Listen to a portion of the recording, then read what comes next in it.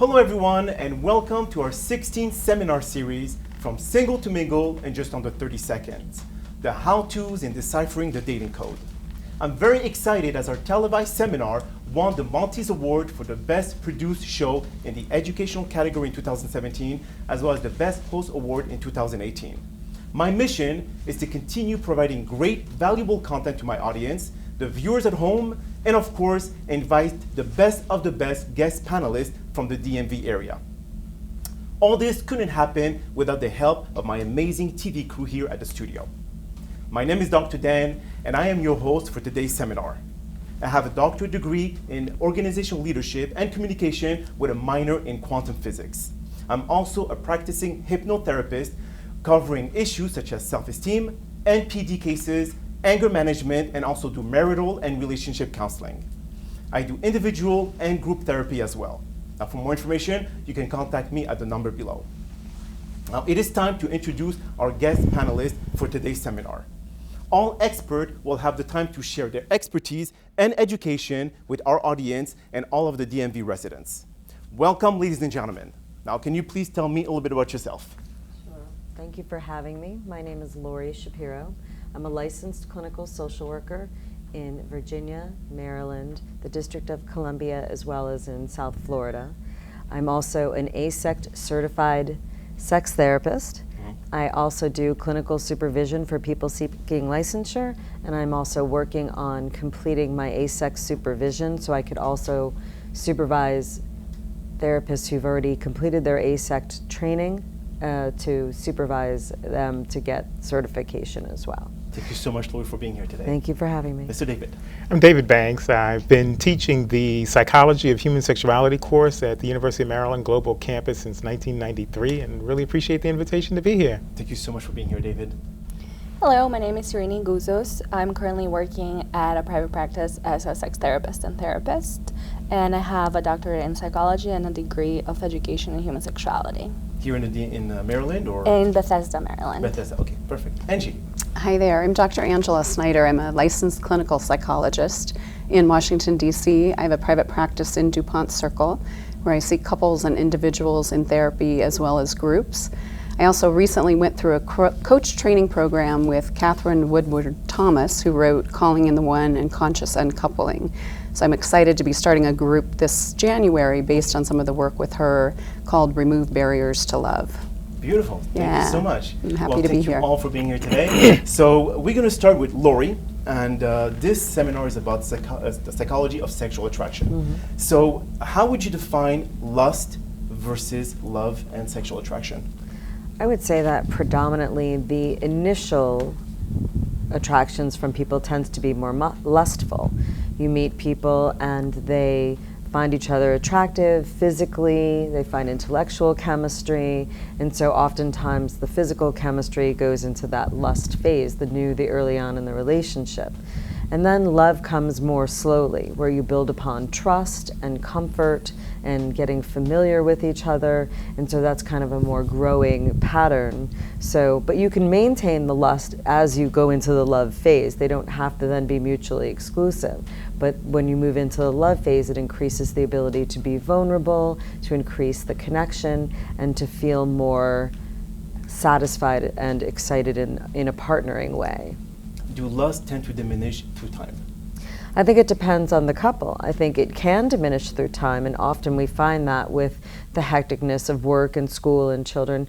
But the couples I work with in my offices, we work on how do we keep that lust alive, and that's through good communication, thinking about each other, continuing to hold each other in a high regard, making time for yourselves as a couple as well as an individual. And I think that keeps the lust going. It's like blowing on embers to keep the fire hot.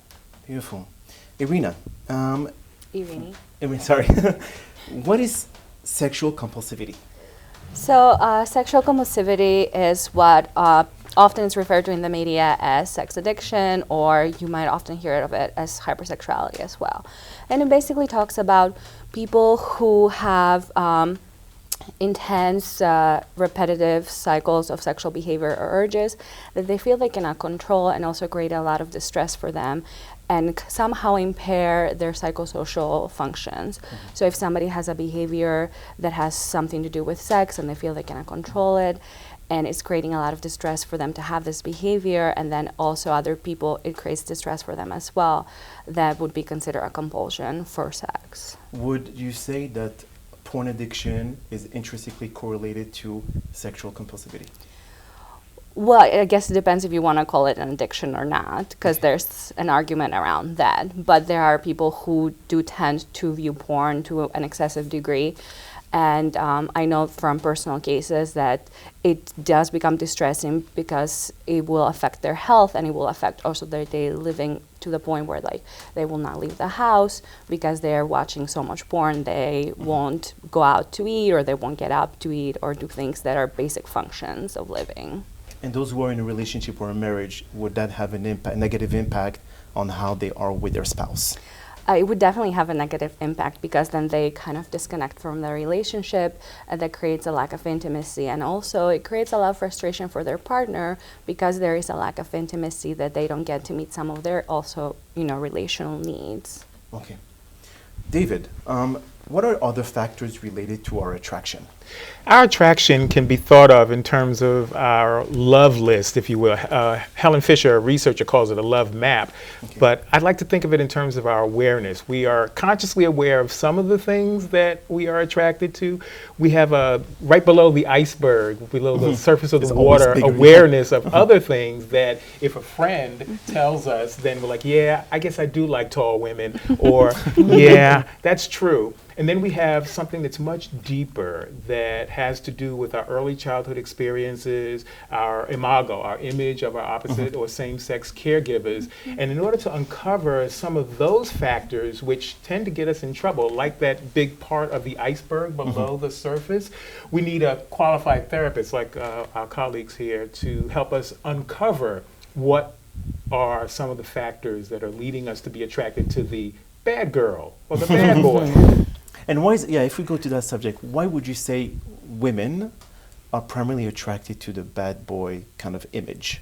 Again, going back, there's some things they're aware of. They like the tall, muscular. A man's waist ratio to the shoulder ratio is what's attractive to some women. And the bad boy may have that. That's on a conscious level. On a subconscious level, it may remind them of danger and thrill, like riding on a roller coaster. And that may be the attraction. On a subconscious level, on an unconscious level, much deeper, it may be that their father was somebody they perceived of as a bad boy, and they're acting out on that attraction. Would you say that the alpha male would be considered as such? A bad boy? Not Yes. all alpha males would be qualified No, but as would bad women boys. are more attracted to the alpha male side versus the bad boy image? Depending on their upbringing. There are some women who are alpha females who are not attracted to alpha males. And again, they're aware of, at a conscious level, some of the factors that are attracting them to non-alpha males because they want to be the alpha female. Oh, that's a good point. Okay. I would love to jump on that, though, and just say that there's also been the ongoing history of girls. If you think about girls and how we're retraining girls and women to see men in relationships, if you think about the little girl in school and the little boy on the playground kicks her, and she goes home and says, "Oh, Mommy, Joey kicked me." And then Mommy says, "Well, that's because Joey likes you." And we forget to teach our girls that some sort of negative behavior is not a sign that you like me. And saying to your daughter, "No, that's not okay, and you need to set those boundaries and limits." And I think the more that we do that, I think the idea that girls liking just the bad boys, I think, tends to fall away a little bit, because we don't want to teach our daughters that the bad boy is actually the good match for her. Good point. Would you like to? Sure, I think I would like to talk a little bit about also like the fact that attachment plays an important role. So attachment refers to the concept of us, how we understand relationships and how we attach ourselves to people. And it's something that we develop during childhood. So a lot of times, if we have an insecure style of attachment, what happens is we go into reenactments. So we repeat patterns of behavior. We find people that are similar to people in our past, and we end up repeating the situations because the hope is that we will master this and that we will end up healing from this. But a lot of times that doesn't happen because the people that we attract are the same people as before. So nothing changes there, and we end up repeating the same cycle. So a lot of times this kind of unconscious patterns repeat, and even though we hope we will heal from it, we end up having the same thing over and over again. Good. I was also going to add, I agree with so much of what's being said, and I noticed, David, you mentioned the idea that people are identifying with someone of the same sex, and that can be, but often I've found the pattern is connected in as much with the primary caregiver, who is often the mother. And that's when our early templates in our brain are set down about implicit ideas of how we're loved, who we are in relationship to others. And that is, as you said, unconscious in directing our choices about our partners. Well, to go back to you, Angie, Yeah. What would you say are some psychological components of sexual attraction? Yeah, absolutely. What I was just starting with is some of what I'd like to say about that I think it's the unconscious parts of the psychological attraction and our early caregivers and what we learned at home, consciously and unconsciously.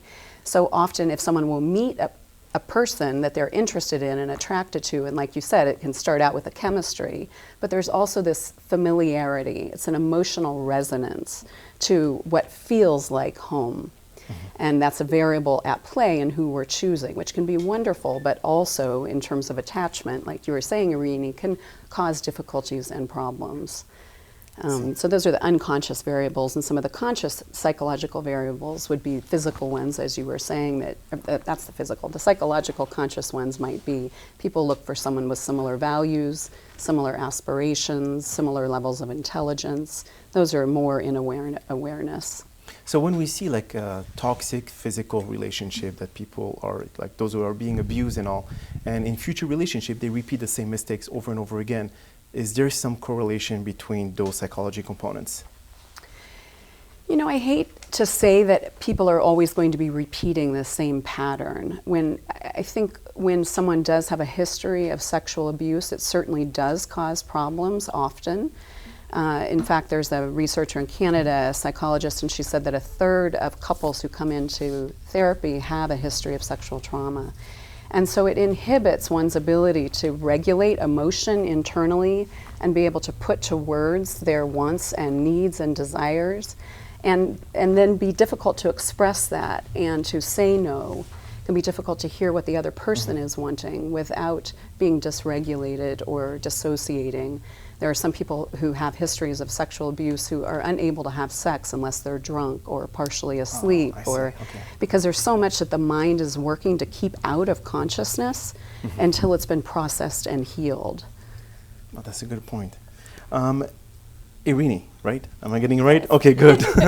Now, if we're talking about trauma, okay, those who've been abused, those who've been either from childhood all the way to adulthood, how can that affect sexual expression and intimacy?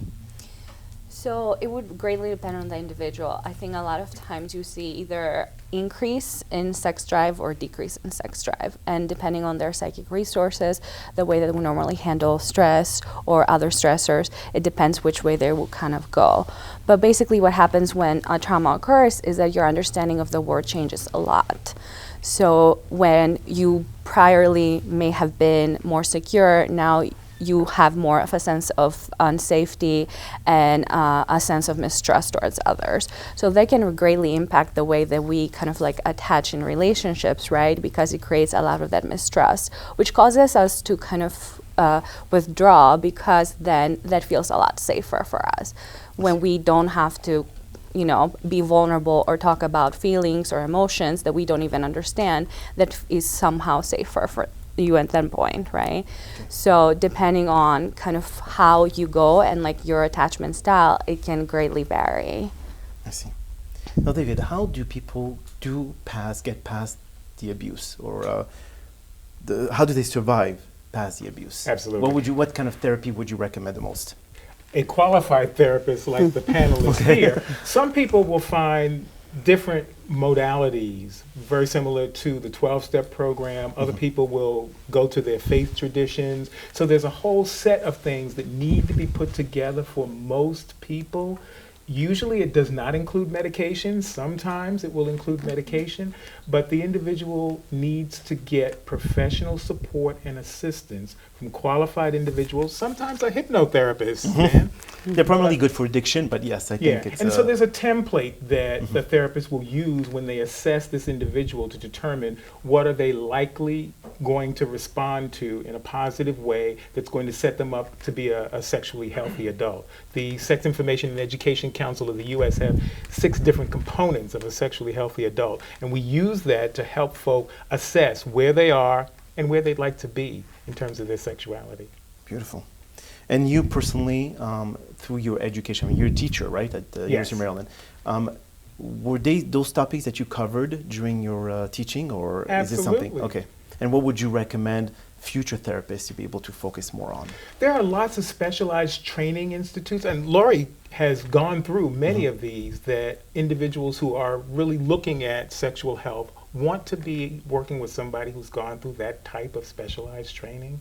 Otherwise, the general practitioner therapist is probably not going to help them. They're going to do more harm than good. They'll get paid, but they're going to do more harm than good. Okay. Lori, can someone who was abused sexually or assaulted learn to enjoy sex afterwards? Or this is something that is still plaguing their mind and brings in fear? I would say absolutely they can learn through the work how to enjoy a sexual relationship, and oftentimes that has to do with education, communication, and processing. And for those people, if they're in a partnered relationship, it would be doing a lot of that work with their partner.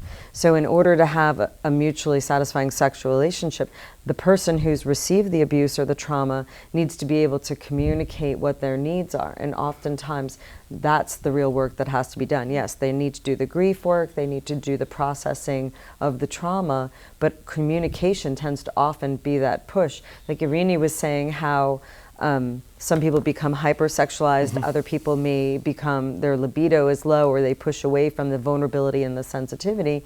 So I think with the right amount of education and teaching, and not just necessarily around the trauma itself, but around the ability to communicate and to bond and attach with a mature partner, I think can take them phenomenal places. But it can be a slow and arduous process. And I think that, again, like we're talking about, working with the right kind of therapist who does have their hands in lots of different modalities and has been properly trained in those modalities can help move them into a lot of that healing. Does anyone in the audience have any questions for our experts before we move forward? It's always recommended, no? Anyone? All right. Is it physiologically and psychologically possible for someone to have a high sex drive to become asexual? Is that just a general question? Yeah, that's a general question to anyone here. I think it goes back to what your thoughts are about asexuality. Asexuality is another one of those things that's completely controversial within the sex therapy field.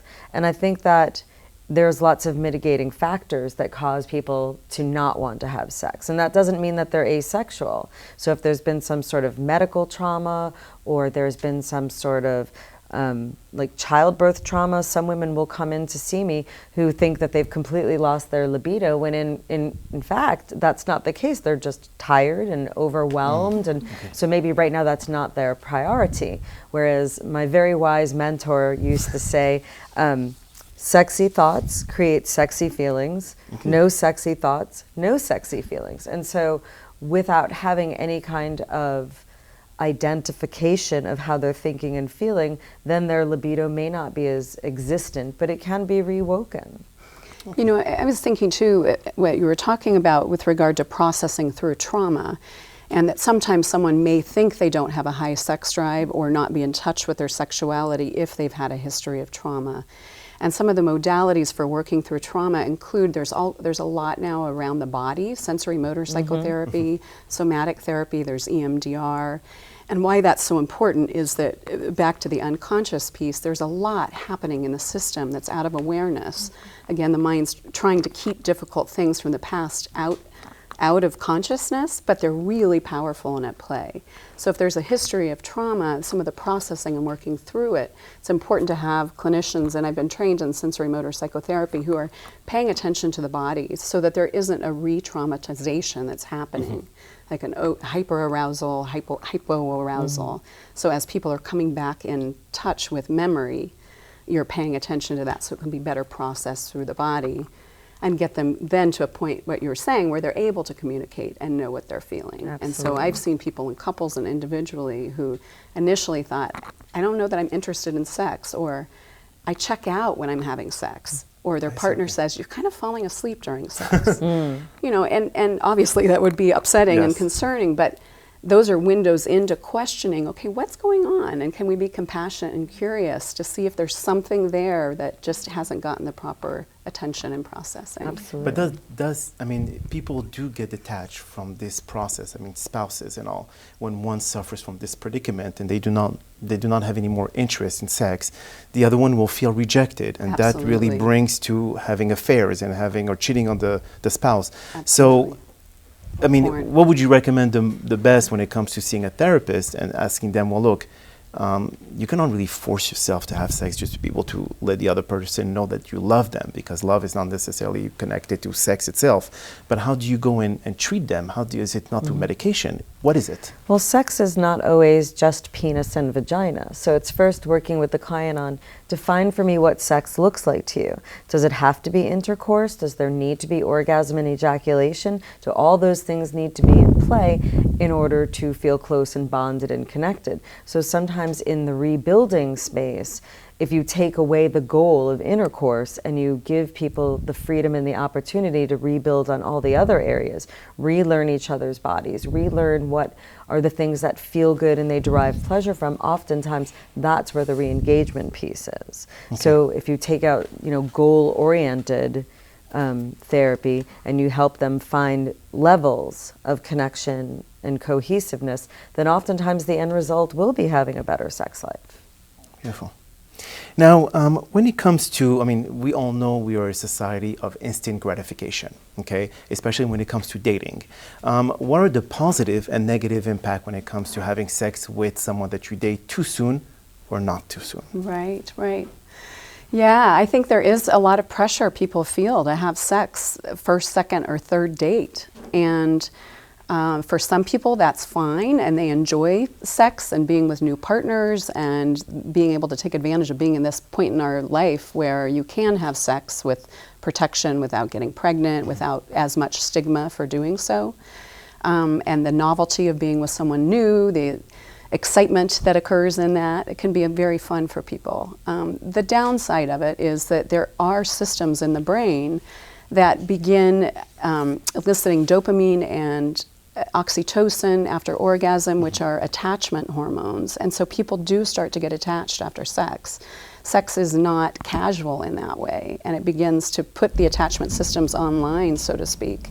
And if you don't have a definition of the relationship or know where you stand, but you're hoping for a relationship and then the person ghosts you, that can lead to a lot of self-doubt, lowered self-confidence, anxiety.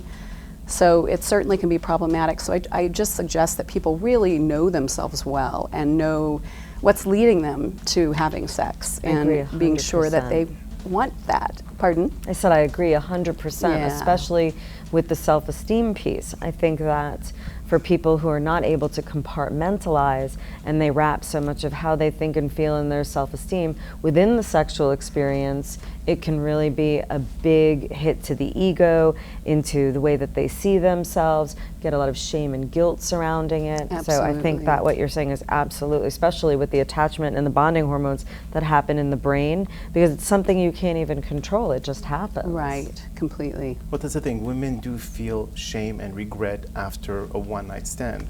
And that kind of like they say, oops, I did it again. And kind of like they repeat the same cycle over and over again, thinking that having sex will attract the guy to stay with them. Again, we're Not starting anymore. to see those gender binary, women feel guilty after sex, men feel the need to conquer. We're seeing those disappear. Okay.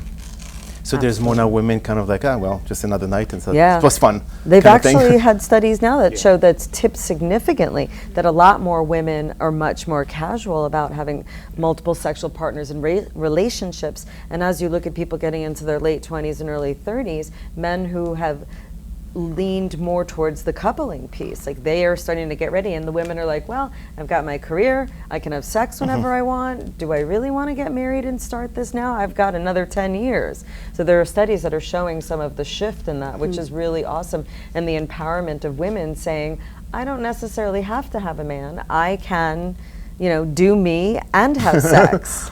So I think that's a good thing for women. It's a good Yeah, I thing think for it's- men also. Right. Because it frees men up from the traditional stereotypic roles and having to be some type of man that they don't necessarily want to be. Be what specifically? In charge, engaging in sexual activity without responsibility, they may not want that. Men have the power now to define and decide who they want to be, as women now have increased power in our society to make definitions for themselves. So how would you explain the psychological side of polyamory relationships? How does that work when you have one woman involved with 4 men? How can, or 3 men, whatever it is, how can that work? I mean, how can the men just accept to have one woman shared among all the others? Well, I would say that oftentimes if you're thinking about a relationship where it is polyamorous, then generally those men don't just see one woman, that they have more than one partner as well. And so it also depends on if there's a core relationship. Oftentimes the way polyamory is structured is you have a core couple, they're each other's primary, and then they go into secondary and tertiary and things of that nature. And so it's all very open. And so lots of needs are met in different ways, and it just allows them to have the ability to not just be in one relationship. And for some people, they're very happy with that. They introduce spouses and children and yeah, no, it's and able to exist like that. But it's the dynamics, and I work with a lot of poly couples in my practice, which I really enjoy, because they're not coming to me because they're having problems with polyamory. The core could be, we're trying to decide if we want another child, we're having trouble communicating about finances. So all of the love and sex piece, they feel like the other partners are bringing something to the table, more love, more sex, all of those things that are going out there for them. So it's not just about who's screwing who. Okay. I actually am thinking about something in the previous part of our conversation with regard to the empowerment of women and men to be living in ways outside of the typical roles. And I think that's wonderful. I do think what gets dangerous is when there is this attitude of we can have sex without connection, we can be independent. Loneliness really is an epidemic right now, and part of that is because there is such a move to individualism in our culture, and sort of the negation of how important relationships are. And there is, it's great that people are talking about sex more and there's more liberation. I would love to see along with that, there also be an increase in emotional attunement to oneself and to others, and the ability to express and communicate. So there is that connection as well that's essential. Dr. Helen Fisher, you mentioned earlier, is just fascinating research that she's done, showed that the drive for romantic love is that. It's a drive. It's right there with hunger and thirst in the base of the brain. So it's something that is so valuable and should be valued in our society. Do you think that self-awareness, when more and more people are starting to get in tune with their own mind and body, do you feel that is connected with this new rise of like women want to be independent and just kind of like go and have multiple partners? Is it connected with that?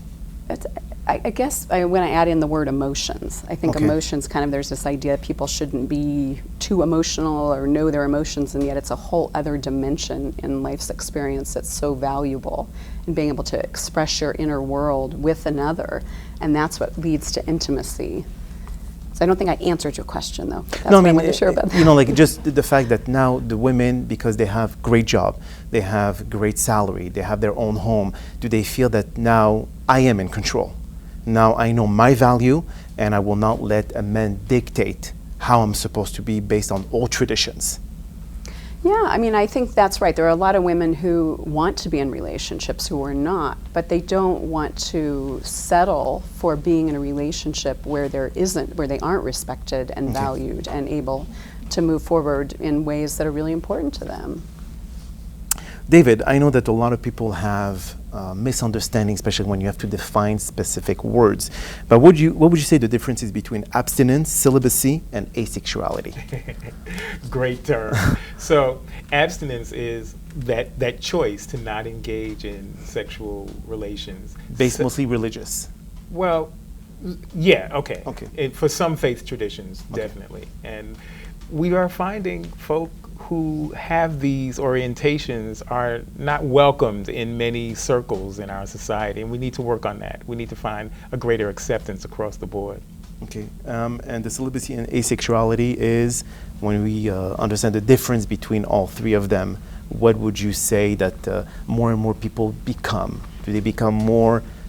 Do they abstinent? I mean, do they abstain from sex? Are they more celibate, or are they more asexual?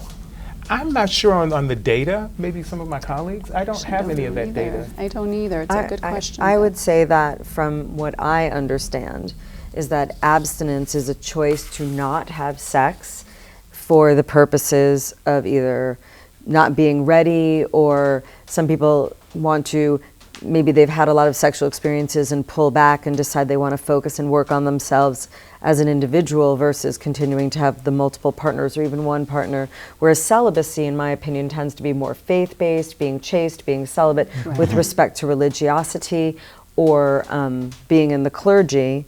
Whereas asexual is kind of that undefined area still, where people say, I don't have sexual feelings, I don't have sexual desires, I do desire companionship and company, but I don't necessarily have the desire for sex. Does that include self-satisfaction? Well, for people who are asexual, Abstinence. People who are abstinent, some will and some won't. It just depends on the reasons that they're being abstinent. Okay. Some people will completely avoid self-pleasuring because they feel that's not being abstinent, along with celibacy. People who are asexual, it's interesting because I've read articles on both. Some people who are asexual, who say they're asexual, will still self-pleasure, where others will say, I have no sexual desire at all, so I don't self-pleasure. So some of these things are more self-defined and more subjective and based on where it's coming from. I see. Irini, how can someone bring back intimacy or counteract trauma reaction in a relationship? So I think, like it has been discussed before, something that will be really important is seeking help if you cannot do some of the work alone.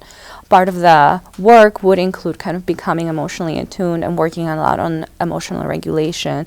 So this means like coming up with ways that you can cope when there are feelings that make you either want to run away or bring up a lot of feelings of insecurity or feeling unsafe in the moment, which comes up a lot in relationships because intimacy means being vulnerable with another person. Part of that work can also be couples therapy if you're already in a couple or in any kind of relationship, speaking about polyamorous thruples or more units.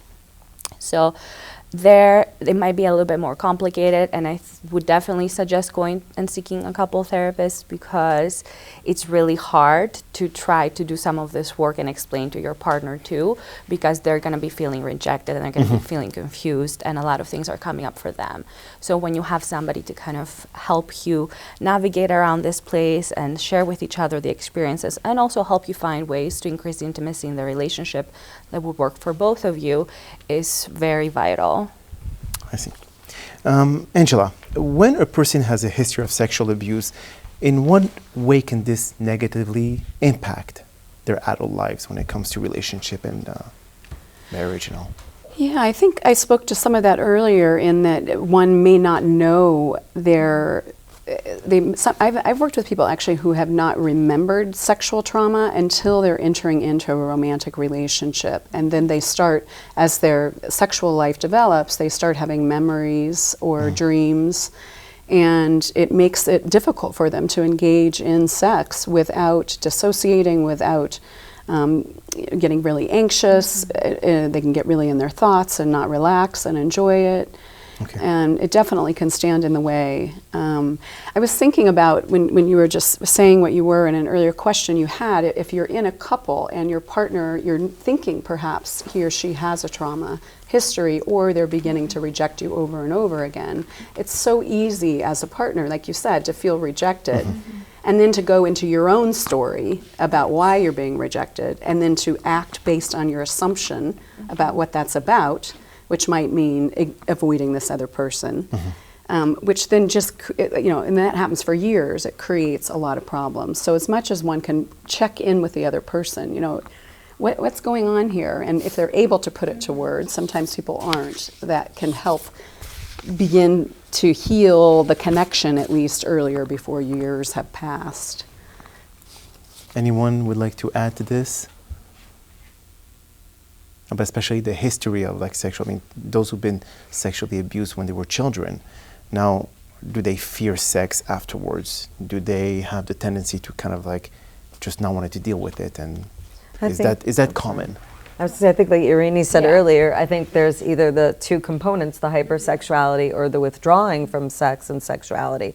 So I think it's about helping them understand where they're at and working through that trauma so that they can decide what is really working for them. And there are other people who have childhood sexual trauma who may not even remember the details of the sexual trauma, know that it happened. I've even worked with cases with young women where the childhood sexual trauma wasn't sexual abuse, but it was something happened medically, and they didn't remember that something had happened where there had an injury or something to that effect, and not remembering the specifics around it, but know that they've got something where sex is concerned, where they're afraid or can't.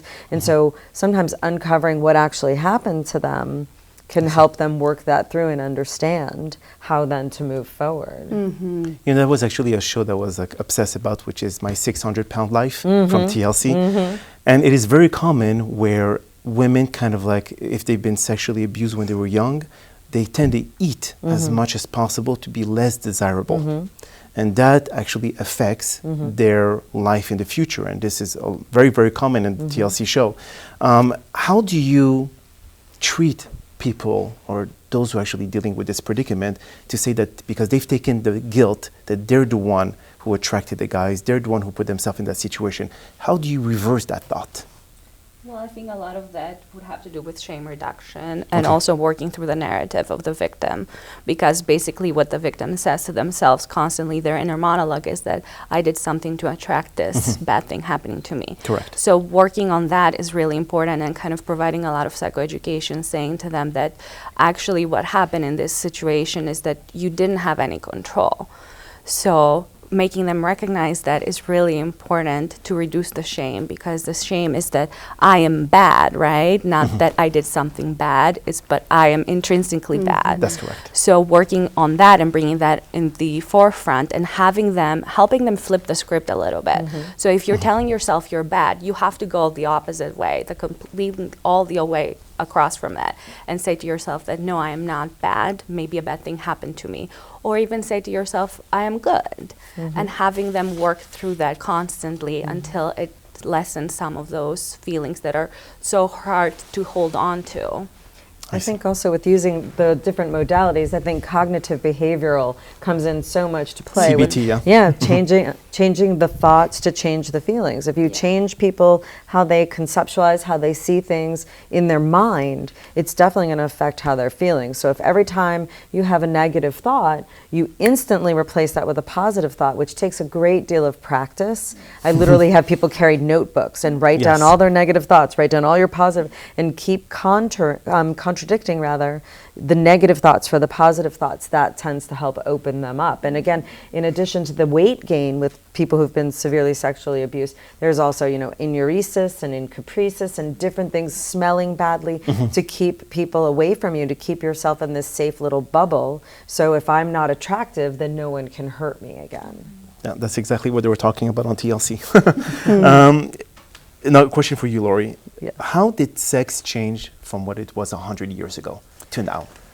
Gosh, so much has changed with sex. I mean, if you think about the initial how we know of sex was mostly for procreation. You know, we lived in an agricultural society. We needed as many children as possible to work the farm. So sex, you know, a lot of that was out of necessity and to grow our families. And then with the advent of birth control, things changed tremendously. Sex went from being for procreation, sometimes accidentally procreation, to pleasure, right? It completely focused on pleasure. Not only that, but into years beyond, you know, our reproductive life. You know, my kids and other kids will be like, oh, gross, grown-ups have sex. And it's like, yes, grown-ups, we do have sex. And so I think that those have been some of the big paradigm shifts. And also taking away that you can only have sex within the confines of marriage was another huge growth and leap to say, no, you can have sex even if you don't want to be married. So we live in this extraordinarily schizophrenic sexual society where there's images and sounds and all of the sexual stuff that's hitting us, but yet at the same time, there's still so much hush-hush about the communication. So we still have a lot of growth to do with that. But do you also feel, and this is a question for all of you, do you feel that now because of medical advances that women can have baby a little bit later in life than what it used to be when, like 50 years ago, when if you're past 30, that's it, you're past your prime, you cannot have kids anymore. Do you feel that this now women tend to wait longer before they have a family, and that can have a repercussion on potential mate that they're missing out on? Well, I think that comes down to individual choice, and I think a lot of more women are more focused on getting pleasure, which was not a focus in the past as well. You know, like that's why now there's a lot less women who fake orgasms because they want to get the pleasure, right? But before, I think it was so male-centric that really made a difference. And I think because now it's a lot more pleasure, also women come to realize that if they don't want to have children, that it's not their only value in society. So they do not have to have children. So I think, you know, when somebody thinks of this, like, I don't think they're like, oh, maybe I can be missing out on a potential partner that will be really good for me. It's more like I'm living my own life and I'm doing me. And yeah, there's also there's the downside to all this, and I see this often in my practice, where women will come in their 30s and then saying, or late 30s, that they want to have children, and they tend to walk into some of the really awful infertility issues that do happen. So now women are getting a little bit more, well, I can bank my eggs and then find an appropriate partner and then do, you know, either in vitro or IUI. I mean, there's more options for them, but oftentimes that becomes a slippery slope at times because someone that they're partnering with may want to have children and think the whole infertility thing, because it's very stressful. Women who come in who've gone through infertility treatments with respect to the hormones and the injections and the implantation and the loss of possibility, you know, is tremendously stressful. But when you see like actresses like Halle Berry and all the others that had their kids past 40s, doesn't that give hope for women to say that I can wait a little bit later in life? Absolutely. But you they have also to be have aware the money of, to be able to pay right. for all that. I was going to say, you have to be aware of what you're a lot of saying. options. Here you go, yes. And you have to be aware of what you're saying when you make those choices. I think that, again, it always goes back to the educational piece. What are my options? What are my choices? And then making them from a position of understanding and knowledge versus just out of like, just, well, this is what I'm feeling now. So I think education is the biggest piece. Okay. Any question from the audience? We've been blabbering for the past like 45 minutes or so. Then does anyone want to contribute and ask? Oh, okay, here we got the first one. Go all out, please. Hi. Thank you guys all for coming. First off, I got a couple questions. So obviously this is, I don't even know if this is working. But no, it is working. It's just like from the production room that's being heard. Okay. So no worries. So, you know, obviously this is you guys' careers. You have degrees in it, and you think about this a lot in your daily life. What is something that like you see people in society talk about, or you see people in public do or say, or you hear about from other people that, you know, you're like, geez, they're making like such a huge mistake. Like if they only knew this, like that would be like really helpful. Like I'm sure each of you guys has your own like perspective on that, but if when you what part exactly? In relationships, sex, like I don't know, trauma, kind of wherever your expertise is, or wherever like you know you think. But is it someone that you're involved with, or just in general? That's something Like, that's for I have example, an answer. I have an answer too. I know, we can answer and we're ready to Yes, go. me too. We're ready. whenever Yeah. whoever wants to share. Go for it. Sure. Okay. Well, I love your curiosity and that you're wanting to know. I mean, I think, quite a few answers, but I'll keep it to one for right now, which is the importance of when one is in a relationship, really first of all, knowing yourself and checking in with what you're feeling and thinking and what you're assuming about the other person and checking in. There's so often misunderstandings because something happens and a person, as I was saying earlier, responds to that, whether it's sexually or just in emotional intimacy or connection, and then you're taking behaviors based on what you think they said, and it can cause a lot of anxiety, or maybe somebody does it in retaliation and then they're retaliating, and there was never clarification about what initially happened. Issue, yeah. So I'm a big fan of that, of people checking in with each other to really clarify. And that, I can see how that doesn't happen Yeah. a lot. I love the piece of the question that you were asking, like when I'm out in public, like as especially as a sex therapist, and I hear people talking, especially young people talking about different things. I would say I often don't say it, but sometimes I will. Like one of the bigger mistakes, I would say with young men. With young men, one of their biggest mistakes is that they don't know enough about a woman's body. Like they know all the basics, like they know A and B and C and D, but they don't know how a woman's body works or how women receive pleasure. And I think the onus is on women, that in order to have sexual pleasure, we need to educate you and tell you what you want. But in addition to that, I think for young men to be educating themselves about what works for women and what doesn't work, and getting rid of some of the misconceptions. I've had young men say to me, every girl I have sex with, she has orgasms and she screams and this and that. And I'm like, No. that's But then probably again, not it's true. fake it. Right, that's probably not true. And I don't want to hurt their ego or their self-esteem. And I think that lies on the women to be authentic and honest. But I would say, if your partner is saying to you, if you're saying, does this feel good? And they're like, yeah, like really understanding what they like and what they don't, and not being afraid to have all those conversations outside the bedroom. I like to call after sex, I call it the debriefing. And I'm always like, why not have a debriefing? Talk about what we liked, what we didn't, what we want to do again, what maybe we don't want to do again, and using that opportunity to connect on that level. But aren't women too Absolutely. afraid to hurt the guy if he didn't really do a good job and they have to kind of fake orgasm or else he's going to feel like less of a man? But why does she have to fake an orgasm to feel like less of a man? Sometimes men don't ejaculate. It's okay, so what? Big deal. Let's keep going. Sex is about pleasure. If we take out the goal of orgasm and ejaculation and make sex about pleasure and fun and connecting, all that other stuff is a bonus.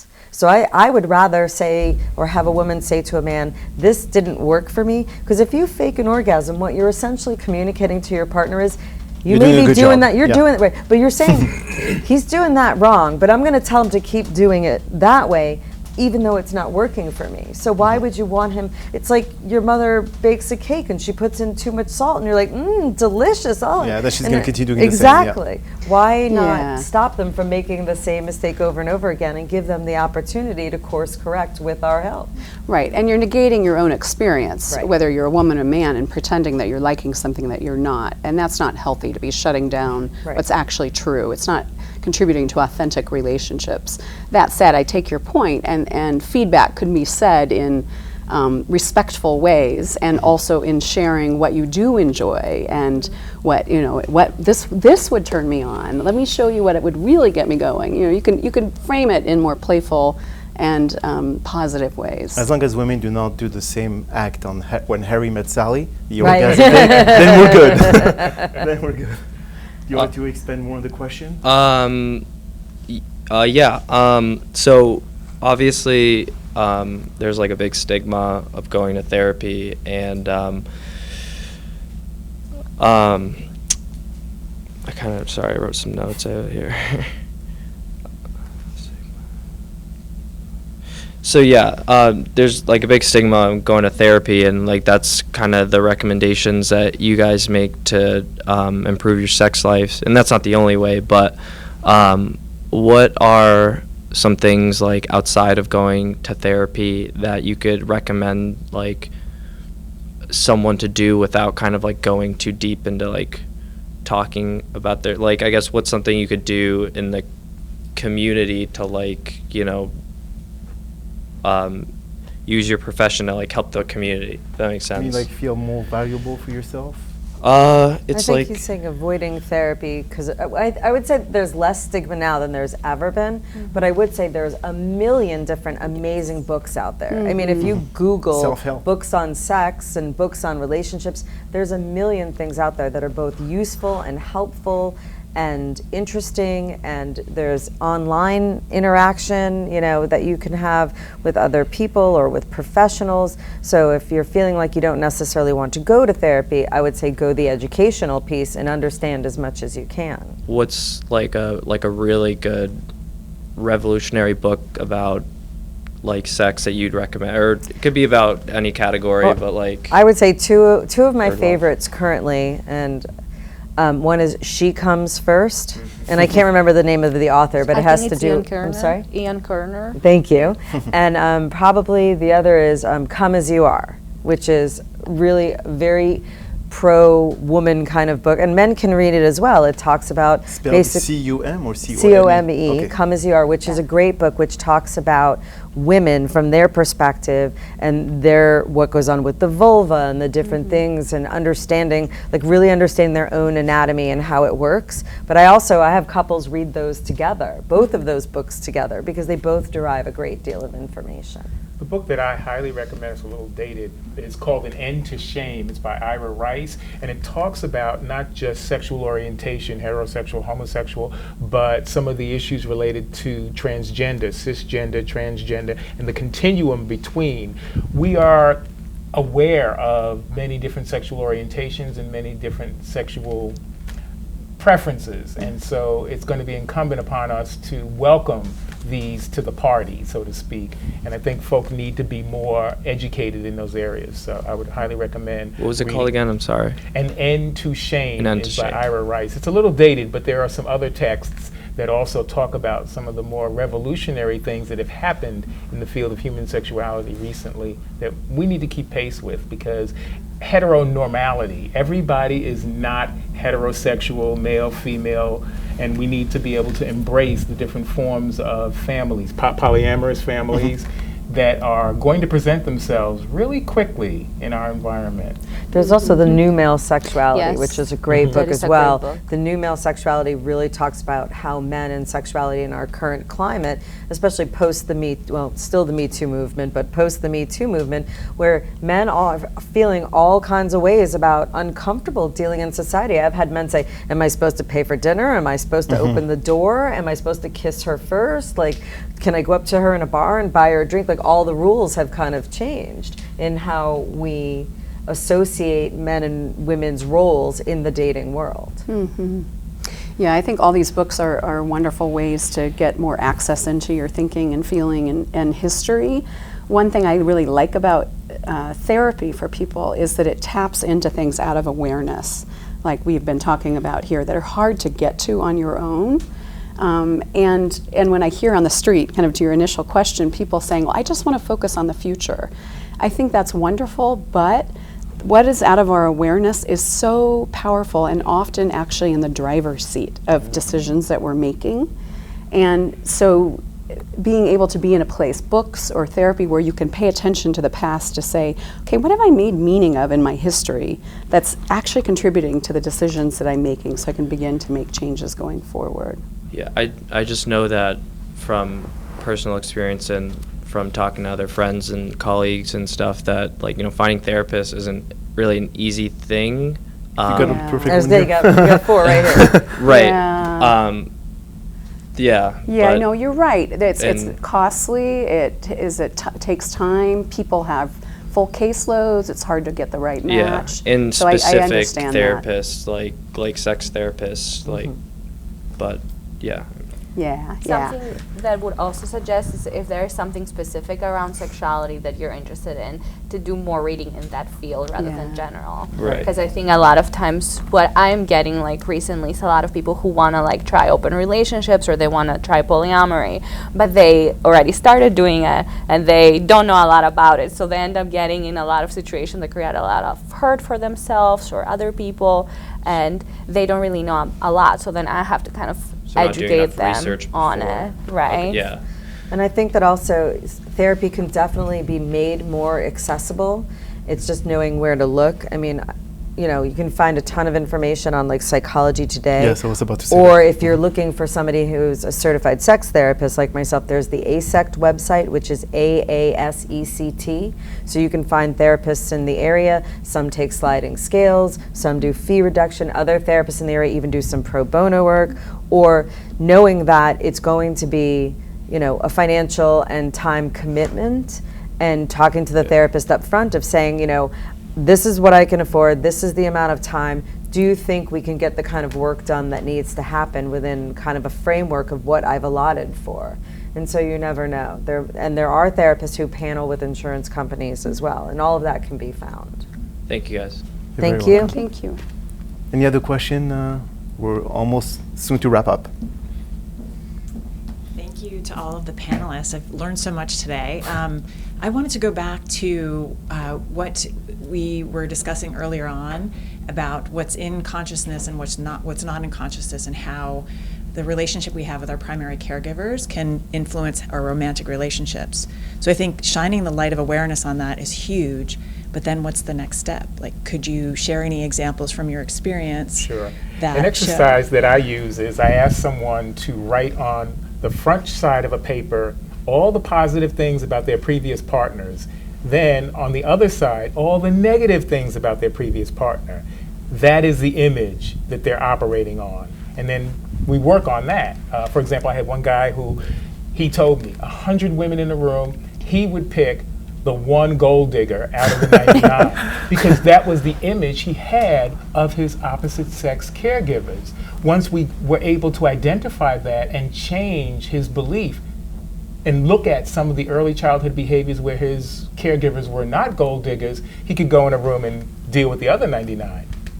Not simultaneously. I would also say that, I'm sorry, Angie, I would also say that one of the things I like to work with when you do uncover some of that unconscious stuff, and once it's out there, I love doing things like trauma narratives and working with people and healing from that trauma so that you then can go to the next step. So I think it's working within that space and then making it aggregate to go to releasing some of the grieving and the healing. Mm-hmm. Absolutely. We have only 15 seconds left. Okay. Yes. Yes. I don't think I can answer in 15 seconds, so But you could ask appreciate them your questions after the question, seminar, so Okay. that would be Thank good. you. Thank you. Well, folks, that's all the time we have for today. I would like to thank my guests for attending today's seminar. Their contact information is provided on the lower third of your TV screen, as well as a credit at the end of the show.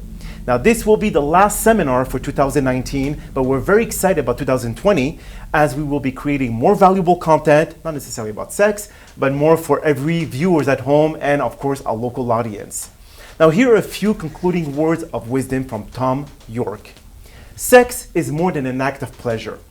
It's the ability to be able to feel so close to a person, so connected, so comfortable that it's almost breathtaking to the point you feel you can't take it anymore. And at this moment, you're a part of each other. Now, finally, to keep the best humorous quote for last, before sex, you help each other get naked. After sex, you only dress yourself. Now, moral of this quote is, in life, no one helps you after you get screwed. My name is Dr. Dan Emzalag, and may you find love, sex, and serenity in every single day of your life. Signing out, peace.